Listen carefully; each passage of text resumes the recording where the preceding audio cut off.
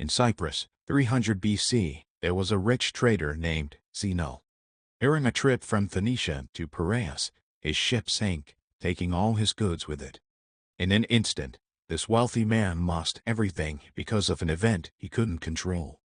Imagine being Zeno. How would you feel if your entire life's work was wiped out by a natural disaster?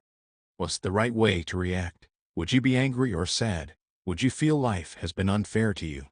These reactions are normal for most people. But Zeno, the founder of Stoicism, had a different approach. A small change can have a big impact. Changing your mindset can lead to bigger changes over time.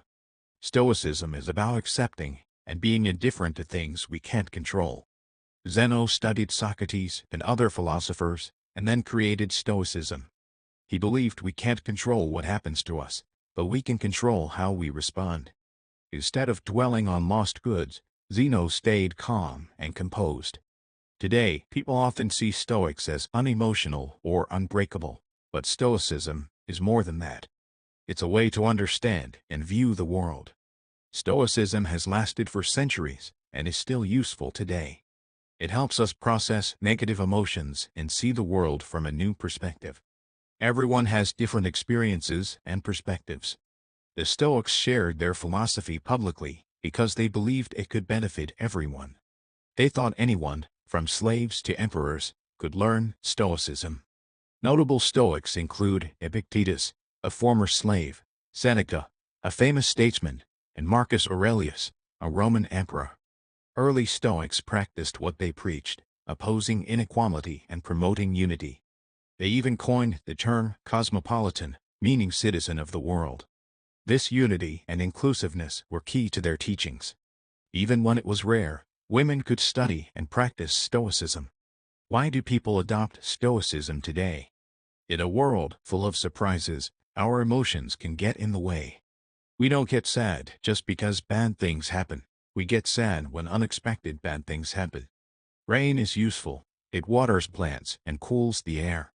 But if you're caught in the rain without an umbrella, it's unpleasant. We don't cry when it rains because we expect it. We know we can't control the weather, so we accept it. Stoicism teaches us to expect bad things and be prepared. Imagine the worst outcome and be okay with it. One Stoic exercise is called voluntary discomfort. It involves doing things that make you uncomfortable, like sleeping on the floor or taking cold showers. This helps you appreciate what you have and prepares you for future difficulties. In today's world, ads make us think we need more to be happy. We learn from various sources, but they often teach us different things. Do we need to accept all this knowledge? If we do, we might set unrealistic expectations and end up disappointed. Instead, focus on improving yourself for your own sake. Do things for yourself, not for external validation. Expecting too much from external things often leads to disappointment. People often try to fill emptiness with material things or achievements. Stoicism teaches us to find happiness in our intrinsic value, not in possessions. Cars break down, natural disasters happen, and relationships can end. Even free things come with a cost, like space, both physical and mental. Seneca said that living with less creates space for what truly matters. We should find happiness in our own worth, not in things we can acquire. We should stay calm, regardless of what life throws at us. We can't control most things, but we can control how we react. This is the core idea of Stoicism, understanding the difference between what we can and can't control. We should focus on what we can control and not be upset by what we can't.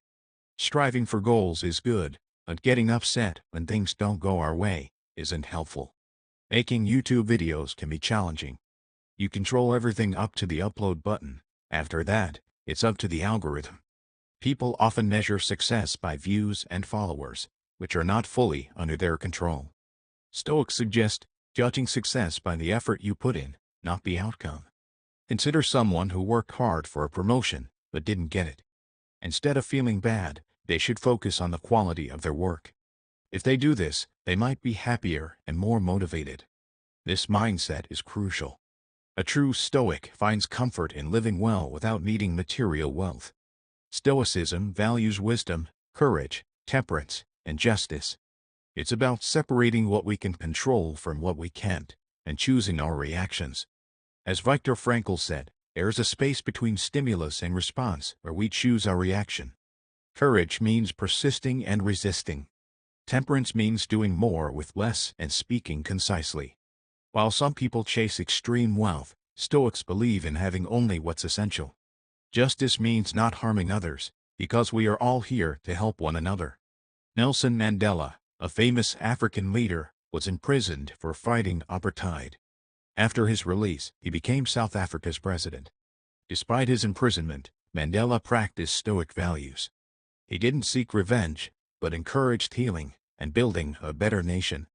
Stoicism influences modern therapies like Rational Emotive Behavioral Therapy, REBT, and Logotherapy. REBT helps identify and challenge negative thoughts, replacing them with healthier beliefs. Logotherapy is based on finding purpose, even in difficult times. It's a process to rewire our thinking and find meaning. To be happier, we must focus on what we can control and avoid fixating on what we can't. Stoicism guides us through life's challenges to find peace. And if everything goes wrong, we can still find peace in knowing we lived well. Everything eventually ends,